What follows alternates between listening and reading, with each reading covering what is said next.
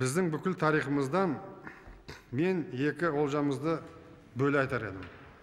Оның біріншісі, әрине, ата-бабаларымыз ақ найзаның ұшымен, ақ білектің күшімен қанын төгіп, жанын беріп, жүріп, қорғап, алып қалған қасиетті қазақтың жері. Тағы бір олжамыз, сол ата-бабалардың арқасында бар бояуыменен, сырлы сазыменен осы күнге дейін барлық тоталитарлық жүйеден құртамыз, жоямыз дегеннен тұп-тұнық мөп-мөлдір болып аман қалған қазақтың тілі. Бұл енді біздің мықтылығымыз демей не деп айтуға болады? Құдайға шүкір, аз болғанда барлығында айырылатын бедік не болар еді енді.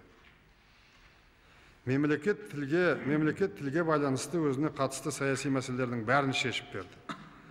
Ана тіліміздің мемлекеттік мәртебесі бар. Тиісті заң бар.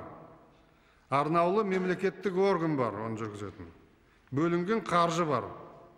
Тек нақты жұмыс нашар. Осыған қалай ұсыныстар бересіздер бүгін? Күні кешеге дейін тіл мәселесін орынсыз саясаттандырып, әркімнің қолжаулық етіп келдік. Атқарушы биліктегі адамдар жұмысты жаңаша жүргізе алмады. Тың бағдарламаларды ешкім ұсынған да жоқ. Енді сөзден іске көшу керек ағайын. Жақында баспасөзден бір топ белгілі қайраткерлердің ел халқына үндеуін оқып, тіл саясатының түпкі мәнін дәл түсіндіргендеріңізге, сергек сезінгендеріңізге риза болдым. Үндеуге қол қойған азаматтардың біразы осы залдың ішінде отыр.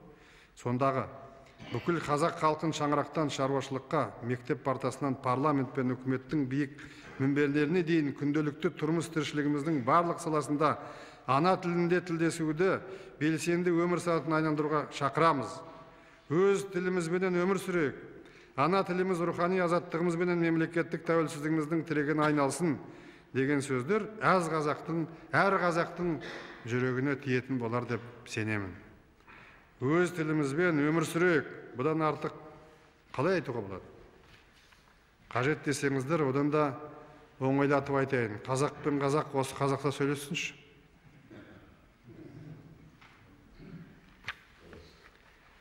Тек қарапайым нәрсені, қазақ тілі ең алдымен қазақтың өзіне керек екенін түсіндіруге осыншама уақыт кеткеніне ғана қынжылтады. Тіл туралы жиын жиналыстарды енді көбейте беретін ештеңе жоқ.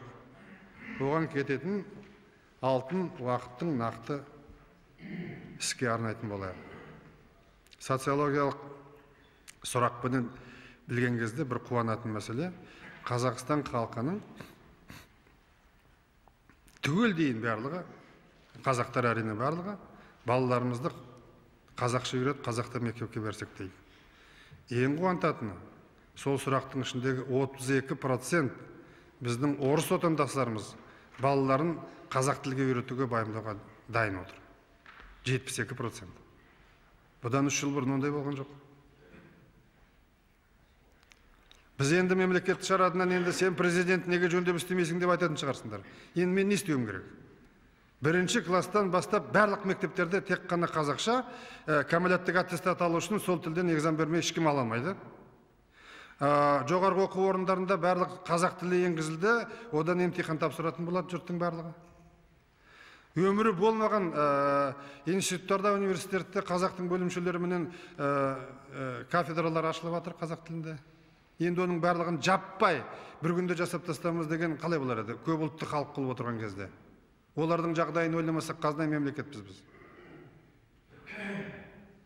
Қазақстанды отаным деп санайтын жаңағы сұрақтың ішіндегі ең қуантатын мәселе бүкіл халықтың осы күні 90%-іне жақын. Оның ішінде қазақ емес басқа халықтың 60% Қазақстан отаным, Қазақстан менің жерім, болашағымды осы Қазақстанның болашағымен бірге ойлаймын деген жауап береді. Бұл жақсылық емес пе? Неше жылдан бері қарай, былтыр ғана қазақтың Қазақстандағы саны жартыстан асып жылдан жылға көбейіп келе жатқан жылдар.